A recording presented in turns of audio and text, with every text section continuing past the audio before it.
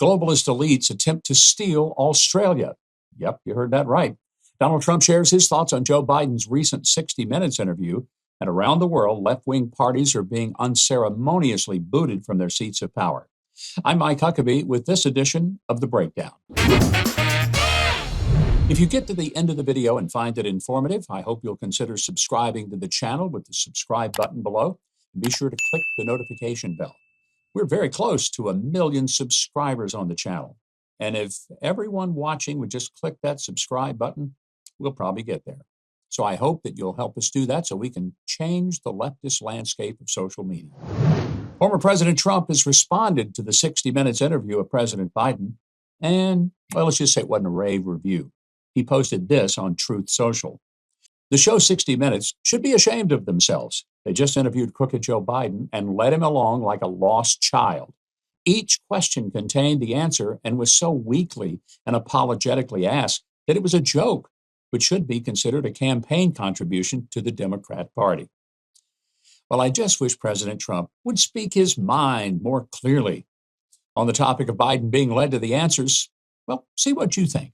Is getting the American hostages back safely among your highest priorities now? Of course it is. Why do you feel so strongly about speaking to these families personally on Zoom? Because of what we're seeing in the Middle East, is the threat of terrorism in the United States increased? Yes. So you do not agree with the Israeli total siege of the Gaza Strip? It does seem, even though Biden thought the questions were softballs, he still answered and pretended he was really answering something. At times, I wondered if I was watching 60 Minutes or Politicians Week on Celebrity Jeopardy. Another careful listening to Biden's interview revealed that when he describes his goals for a second term, he's inadvertently describing the situation that he inherited from Trump and deliberately destroyed. You sure that you want to run again?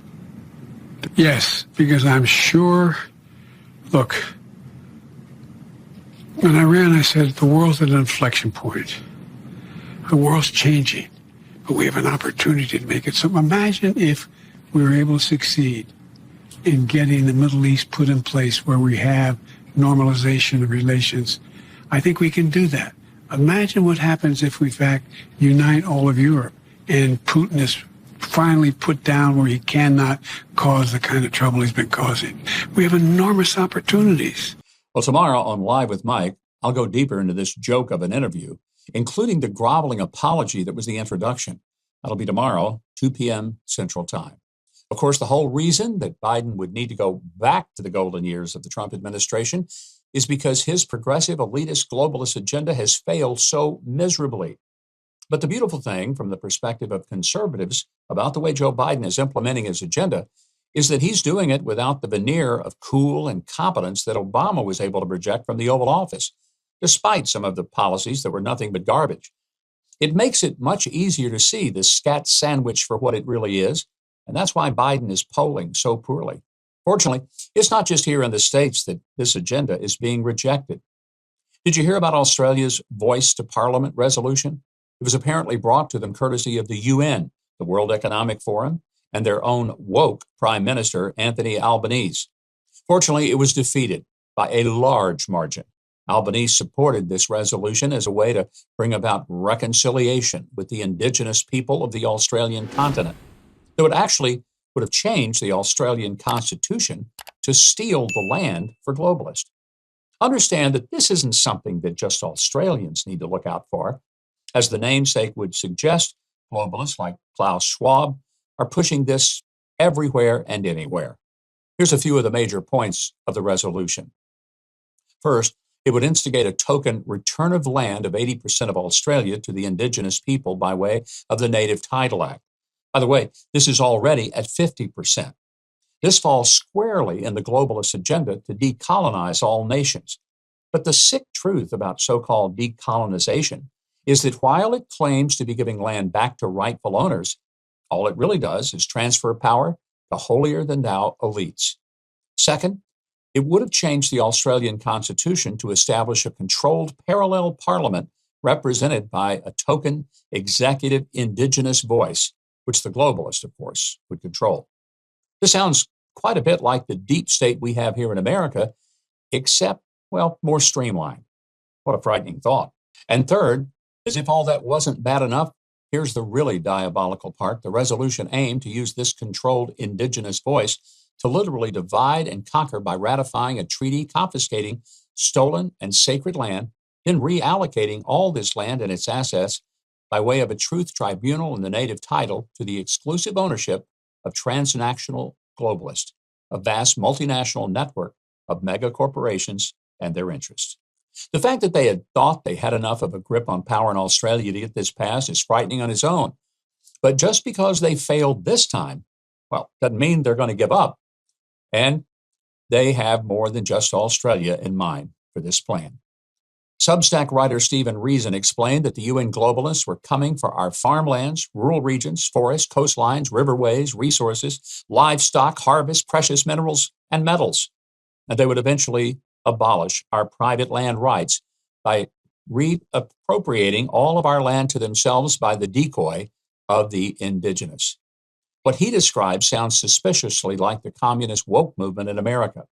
Rather than raising up the living standards of the underprivileged, these globalists, well, they're striving to impose a pathological sense of egalitarianism.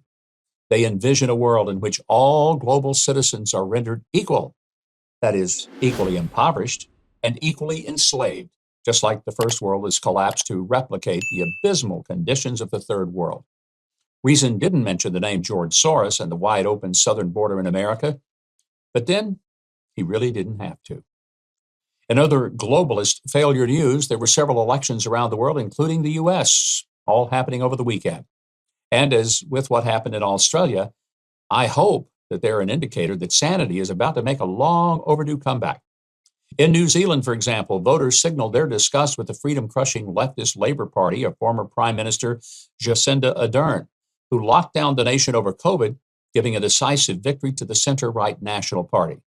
They'll form a coalition government with the Libertarian ACT Party, leading to what the New York Times wailed will be the country's most right-wing government in a generation.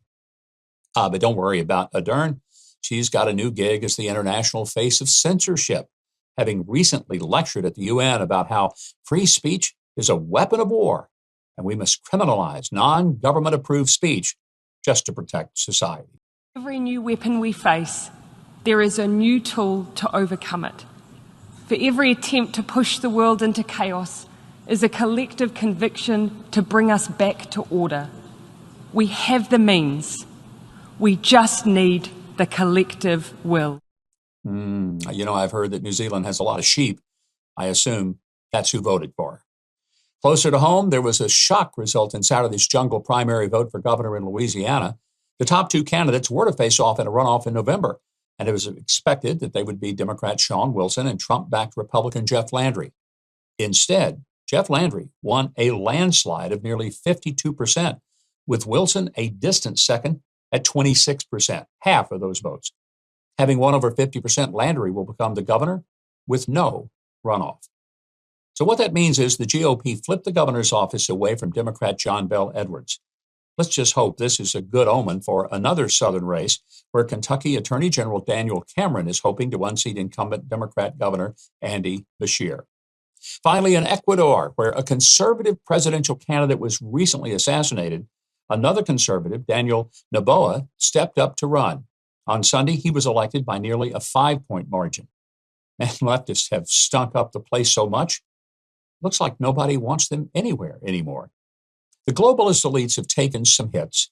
I just can't wait to give them a real whipping in November of 2024 by re-electing Donald Trump. Just make doggone sure that you get one of your own hits in at the ballot box. Well, thanks for watching. If you enjoyed the video, I hope you'll help us get to 1 million subscribers by taking a moment right now and subscribe to the channel below. Be sure to leave a like and share your thoughts in the comments section. Also, catch the Live with Mike live stream tomorrow, Thursday the 19th. I'll cover more of the news this week, and you can ask me anything you want in the live stream.